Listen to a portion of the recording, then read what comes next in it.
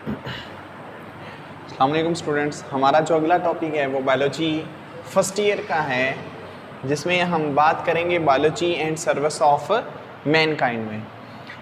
इसमें बेसिकली तौर पर हम इस बात को बयान करेंगे कि जो बायो है इसने इंसानी ज़िंदगी में किस तरह से हेल्प की है। हमारी ज़िंदगी में कौन कौन से ऐसे तरीक़ाकार हैं जिनकी बुनियाद पर हमें बायोलॉजी से बहुत ज़्यादा बेनिफिट हासिल होता है। ठीक है, हम उन चीज़ों की यहाँ पर बात करेंगे। तो बायोलॉजी इंसानी ज़िंदगी में हेल्प करती हैं 3 तरीक़ों के ज़रिए से। वो जो सादा बेसिकली तौर पर 3 तरीक़ाकार हैं वो कौन कौन से हैं। सबसे पहले इंक्रीजिंग फूड प्रोडक्शन।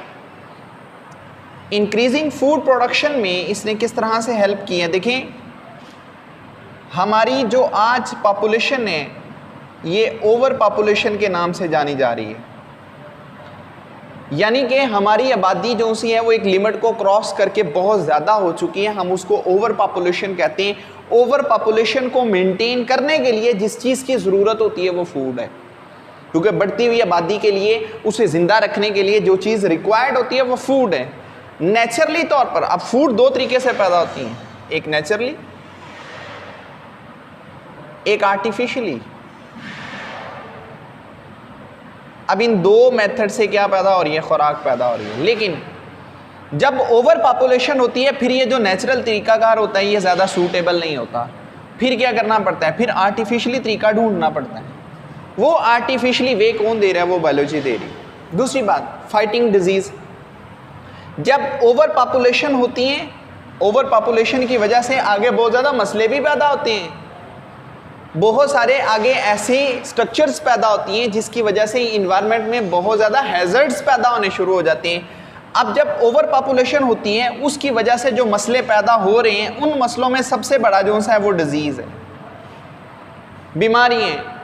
इन बीमारियों के ख़िलाफ़ फिर एंटीबायोटिक्स बनाई जाती हैं, अदर जो मेडिसिन होती हैं उन्हें प्रिपेयर किया जाता है। वो किस तरह से होती हैं हम इनकी आगे बात करेंगे। तो यहाँ पर भी जो चीज़ हेल्प पे कर रही है वो कौन है, बायोलॉजी। इसके बाद protection and conservation of environment है। ओवर पॉपुलेशन की बुनियाद पर सम टाइम हम क्या करते हैं, अपने इन्वायरमेंट को डिस्ट्रॉय करना शुरू कर देते हैं। जब हम अपने इन्वायरमेंट को डिस्ट्रॉय करना शुरू कर देते हैं तो इसके अंदर जो बेसिकली तौर पर स्पीशीज़ होती हैं ये वक्त गुजरने के साथ साथ माहौल से एलिमिनेट होना शुरू हो जाती हैं।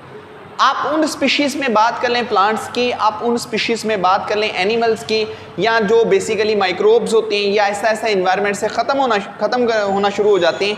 ये किस बुनियाद पर होते हैं, ये इसी वजह से होते हैं क्योंकि ओवर पॉपुलेशन को हम मेंटेन करने की कोशिश कर रहे होते हैं। ठीक है, फिर उस मकसद के लिए बायो हमें हेल्प करती है कि हम किस तरह से अपने इन्वायरमेंट को प्रोटेक्ट कर सकते हैं, किस तरह से हम इन्वायरमेंट के अंदर जो चीज़ें हैं जो नापैद हो रही हैं, जो ख़त्म हो रही हैं, हम उन्हें कंजर्व कर सकते हैं। तो यहाँ पर भी हमारे पास बायोलॉजी हमें हेल्प करेगी। सबसे पहला जो तरीकाकार है वो है फूड प्रोडक्शन का, कि बढ़ती हुई पॉपुलेशन को, जो पॉपुलेशन हमारी बढ़ रही है उस बढ़ती हुई पॉपुलेशन को जो बेसिकली तौर पर फूड देनी है वो किस तरह से देनी है। डिफरेंट तरह के प्लान्स किए जाते हैं जिसकी बुनियाद पर इससे ओवर पॉपुलेशन को जो फूड होती है वो प्रोवाइड की जाती है। सबसे पहला तरीकाकार है increase in food production. Food production में इंक्रीमेंट कैसे किया जाता है, बायोलॉजी जो से होती है increasing the pre existing varieties. जो पहले से वराइटीज़ मौजूद होती हैं उन वराइटीज़ के अंदर मॉडिफिकेशंस की जाती हैं। उन वराइटीज़ के अंदर मॉडिफिकेशन जेनेटिक इंजीनियरिंग के ज़रिए से ही होती है।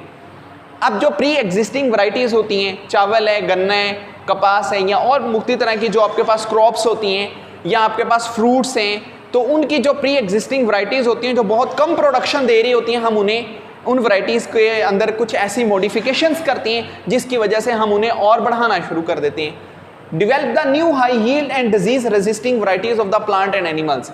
हमारा माहौल ऐसा बन चुका होता है जिसकी बुनियाद पर हम यहाँ पर ना तो इतनी ज़्यादा स्प्रे कर सकते हैं, ना इतनी ज़्यादा फर्टिलाइजर्स डाल सकते हैं। फिर हम क्या करते हैं, हम जेनेटिक इंजीनियरिंग बायोटेक्नोलॉजिकली तौर पर ऐसे ऑर्गेनिजम्स, ऐसे प्लांट, ऐसे एनिमल्स प्रिपेयर करते हैं जो बेसिकली तौर पर पैदावार तो ज़्यादा देते हैं लेकिन बदले में जो उनको बीमारियां लगती हैं उनकी शरह, उनकी रेशो बहुत कम होती है, क्योंकि उनके अंदर खुद ऐसी स्ट्रक्चर्स डेवलप की जा चुकी होती हैं, ऐसे जीन्स उनके अंदर आप ये कह लें कि उनके अंदर जीन्स ऐड कर दिए जाते हैं जिसकी बुनियाद पर वो क्या होता है, वो खुद ही बीमारियों के खिलाफ लड़ना शुरू कर देते हैं। ठीक है, दूसरी बात, हमारे पास सिलेक्टिव ब्रीडर्स होते हैं, स्पेशलाइज्ड ब्रीडर्स होते हैं। ये जो ब्रीडर्स होते हैं इनसे हम क्या करते हैं, नई नस्ल को तैयार करवाते हैं। ब्रीडर्स क्या हैं? ब्रीडर ऐसे ऑर्गेनिजम्स होते हैं जिनके अंदर कुछ ऐसे कैरेक्टरिस्टिक्स होते हैं जो हमारी डिजायर के मुताबिक होते हैं, डिजायरेबल इनके अंदर ट्रेट्स होते हैं। वो ब्रीडर्स हमारे पास एनिमल्स के भी हो सकते हैं, वो ब्रीडर्स वो हमारे पास प्लांट के भी होते हैं। अगर हम प्लांट और एनिमल ब्रीडर्स के अंदर इनकी बात कर लें तो हमारे पास नई वैरायटीज आती हैं, गंदम की, चावल की, शुगर केन की, काउ, शीप, गोट वगैरह, ये जितने भी हैं ये बेसिकली तौर पर हमारे पास वेल अडाप्टिव यहाँ पर इनके ब्रीडर्स तैयार हो जाते हैं। इन ब्रीडर से फिर हम नई नस्ल लेके आते हैं। इन ब्रीडर्स को बनाने में जो चीज़ हमारी हेल्प पे कर रही है वो बायोलॉजी। इसी तरह पोल्ट्री ब्रीडर्स होते हैं, हम डेली बेस पे बहुत सारा अंडे लेते हैं, वो लेयर्स के होते हैं। आप गोश्त की बात कर लें जिसे हम चीप मीट, वाइट मीट का भी नाम देते हैं, ये बेसिकली ब्रायलर होते हैं। तो ये सारे जितने भी ये पोल्ट्री ब्रीडर्स होते हैं जो कि कम वक्त के अंदर हमें ज़्यादा से ज़्यादा प्रोडक्शन दे रहे हैं प्रोटीन्स की। दूसरी बात हमारे पास होती है जेनेटिक इंजीनियरिंग।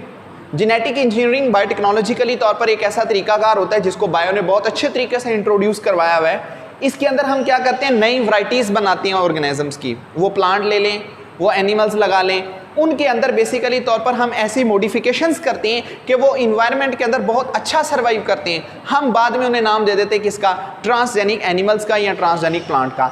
अब ट्रांसजेनिक क्या होता है? ट्रांसजेनिक का मानी होता है कि किसी भी चीज़ के करैक्टरिस्टिक्स को बदल देना।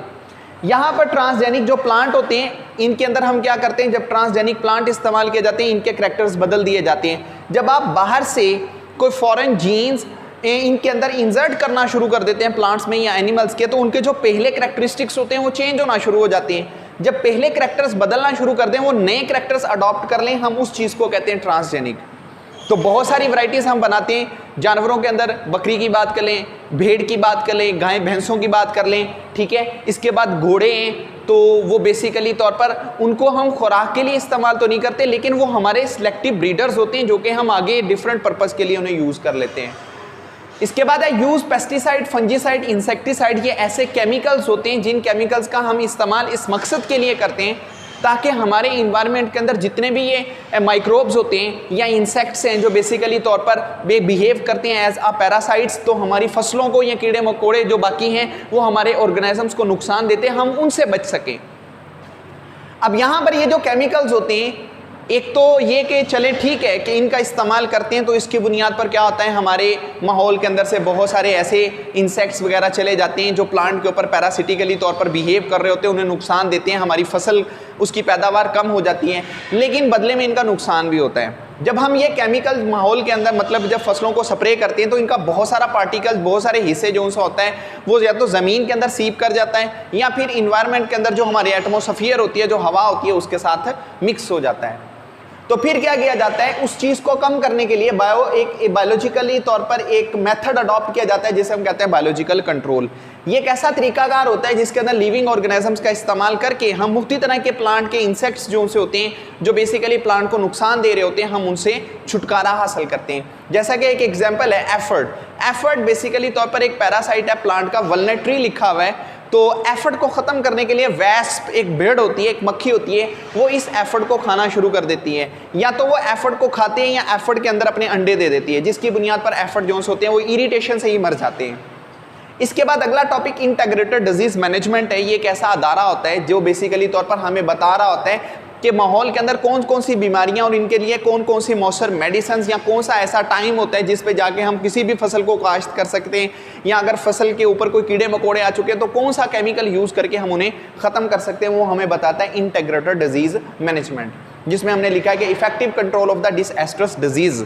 कुछ ऐसी बीमारियाँ होती हैं जो तबाहकुन होती हैं, उनका कंट्रोल जो सा होता है ये अदारा हमें उनके मुतालिक आगाही देता है। हाइड्रोपोनिक कल्चर टेक्निक है, एक वेल अडाप्टिव टेक्निक है। ये बेसिकली तौर पर एस्ट्रोनॉट्स जो मतलब खलायाबाज होते हैं वो ज़्यादा इस्तेमाल करते हैं, क्योंकि स्पेस के अंदर ग्रेविटी नहीं होती, तो वहाँ पर जो फ्रेश वेजिटेबल्स लगाना वो इस तरीकाकार के ज़रिए किया जाता है। इसे ज़मीन पे भी अडॉप्ट करते हैं, लेकिन एक बहुत महंगा तरीकाकार है जिसकी वजह से हम इसे अपना नहीं सकते। तो नॉन गवर्नमेंट जो कुछ अदारे होते हैं वो इस चीज़ को बहुत अच्छा अफोर्ड कर लेते हैं। हाइड्रोपोनिक कल्चर टेक्निक एक ऐसा तरीकाकार है जिसमें इरेटेड वाटर में प्लांट जो होते हैं उन्हें ग्रो करवाया जाता है, जिनमें ज़्यादातर टमाटर आ जाते हैं। अब तो बहुत ज़्यादा फसलें हम उगा रहे हैं, जैसा कि वीट, गंदम, चावल, इन फसलों को भी हम पानी के अंदर क्या करते हैं, प्रिपेयर्ड करवाते हैं। अब इसके अंदर क्या होता है, हमारे पास एक कल्चर प्रिपेयर्ड हुआ होता है, उस कल्चर के अंदर सारे वो न्यूट्रिएंट्स, मिनरल्स, हर हार्मोन्स रिक्वायर्ड होते हैं जो बेसिकली तौर पर उस प्लांट को चाहिए होते हैं। यहाँ अब दो बातें, एक बात तो ये कि हमने इस तरीकाकार को इसलिए अडॉप्ट किया क्योंकि हमें पता चल जाए कि क्या हम ज़मीन के बगैर भी फसलें उगा सकते हैं। दूसरा, इसका बेनिफिट ये होता है कि इससे हमें ये पता चल जाता है कि प्लांट को कितने परसेंटेज में कौन कौन सा मिनरल रिक्वायर्ड होता है और कौन सा मिनरल जो सा होता है उसकी बॉडी के लिए क्या काम परफॉर्म करता है, इससे हम उस चीज़ का अंदाज़ा लगा लेते हैं। ये हाइड्रोपोनिक कल्चर टेक्निक कहलाती है। आखिरी जो टॉपिक है उसमें है फूड प्रिजर्वेशन। ये एक ऐसा मेथड होता है जिसमें हम अपनी खुराक को बचाते हैं, किस मकसद के लिए, ताकि वो स्पॉइल ना हो जाए, ख़राब ना हो जाए। उसे ख़राब कौन करते हैं? माइक्रोब्स करते हैं। दूसरी बात ये, हम अपनी खुराक को बहुत लंबे अरसे के लिए लेके जाना चाह रहे होते हैं, तो उस मकसद के लिए हम क्या करते हैं, अपनी खुराक को मैक्सिमम डिग्री तक क्या करते हैं, हीट अप करते हैं। बॉयल नहीं करते, हीट अप करते हैं ताकि उसके अंदर जो माइक्रोब्स हैं वो मर जाएं, उसके अंदर जो स्पोर पार्टिकल्स हैं वो सारे ख़त्म हो जाएं।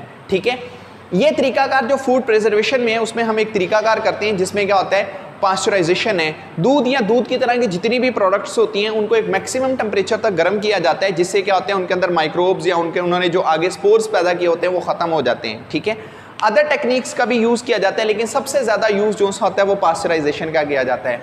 लुईस पास्चर एक साइंटिस्ट था जिसने हमें ये तरीका इंट्रोड्यूस करवाया है। तो इसकी बुनियाद पर क्या होता है, जो माइक्रोब्स होते हैं वो सारे ख़त्म हो जाते हैं। वो माइक्रोब्स होते हैं जो बेसिकली तौर पर हमारी चीज़ों को ख़राब करने की कोशिश कर रहे होते हैं, तो उन्हें ख़त्म करके हम क्या करते हैं, अपनी खुराक को महफूज कर लेते हैं। तो बायो हमें मुख्तलिफ तरह के पहलू पे बहुत ज़्यादा हेल्प पे कर रही होती है। तो ये वो तरीकाकार मैंने लिखे हुए हैं जो बेसिकली तौर पर बायो जिनसे हमें मतलब के बेनिफिट हासिल होते हैं। तो ये पहला इसका टॉपिक था जिसमें हमने बात की है इंक्रीजिंग दी फूड प्रोडक्शन।